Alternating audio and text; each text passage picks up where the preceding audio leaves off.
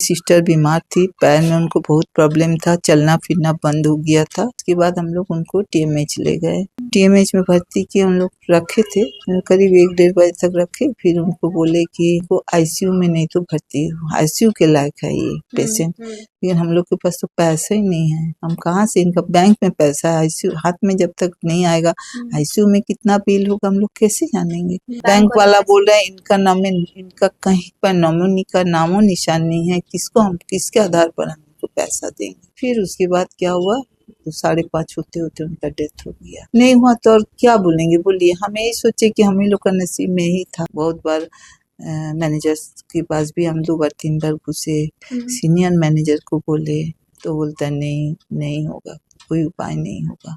Bank में थे 24 लाख रुपए, फिर भी पैसे के अभाव में इलाज के दौरान चली गई जान।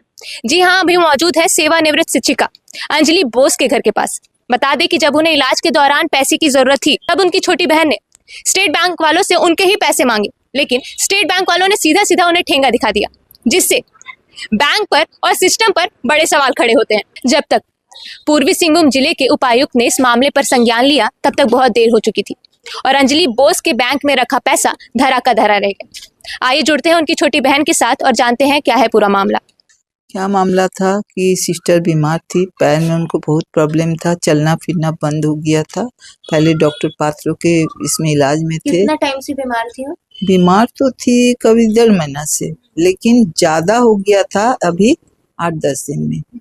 चलना फिरना बंद हो गया था। उसके पहले बोलती भी थी, चलती फिरती थी, हो गया। उसके बाद हम लोग उनको टीएमएच ले गए, करीब 1-1.5 बजे तक रखे। फिर उनको बोले कि नहीं, आप लोग इनको घर ले जाइए। पहले तो बोले सीट नहीं है यहाँ, सच्चाई जो है।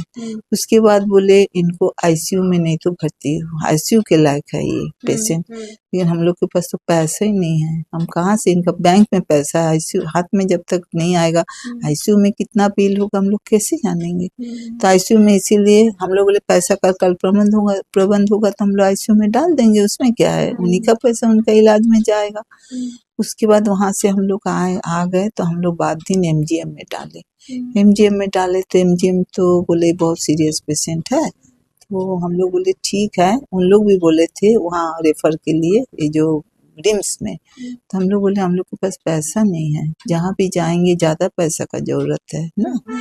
तो तब उन लोग रात भर रखे, बाद दिन भी रखे। तो बाद दिन ऐसा मामला माने थोड़ा हल्का फुल्का, तो सोचिए कि 10% उनको आंखों खोल रहे थे। तो हम लोग को अच्छा लगा कि शायद प्रोग्रेस करेगा। लेकिन परसों दिन रात में हम देख के आए। फिर उसके बाद क्या हुआ, तो 5:30 होते होते उनका डेथ हो गया। तो और क्या करेंगे हम लोग। बैंक वाला बोल रहा है इनका कहीं पर नॉमिनी का नामो निशान नहीं है, किसको हम किसके आधार पर हम उनको पैसा देंगे। पैसे ही उसी लिए पैसा नहीं तो दिया। और कोई रास्ता नहीं था, मतलब नॉमिनी नहीं है, ठीक है, लेकिन हाँ, उन लोग बोले नहीं, हम लोग नहीं कर सकते हैं, हम लोग नहीं कर सकते हैं। बहुत बार मैनेजर्स के पास भी हम 2 बार 3 बार घुसे, सीनियर मैनेजर को बोले तो बोलता नहीं होगा, कोई उपाय नहीं होगा, ऐसा ही बात बोले। तो जब 6 बार 7 बार बोल दिए, कितना बार बोलिएगा। नहीं हुआ तो और क्या बोलेंगे, बोलिए। हम यही सोचे कि हम ही लोग का नसीब में ही था। अभी हम अंजलि बोस की छोटी बहन से मिले और उनका कहना था कि अंजलि बोस ने अपना नॉमिनी नहीं कराया था और यही एक कारण था जिस वजह से उन्हें उनका पैसा नहीं मिल रहा था। लेकिन बड़ा सवाल ये उठता है कि अगर नॉमिनी नहीं करवाया था तो बैंक वाले सीधा सीधा पैसा अस्पताल में दे सकते थे और उससे उनका इलाज भी किया जा सकता था। लेकिन बड़ा सवाल ये उठता है कि आखिर बैंक वालों ने पैसा डायरेक्ट अस्पताल में क्यों नहीं दिया।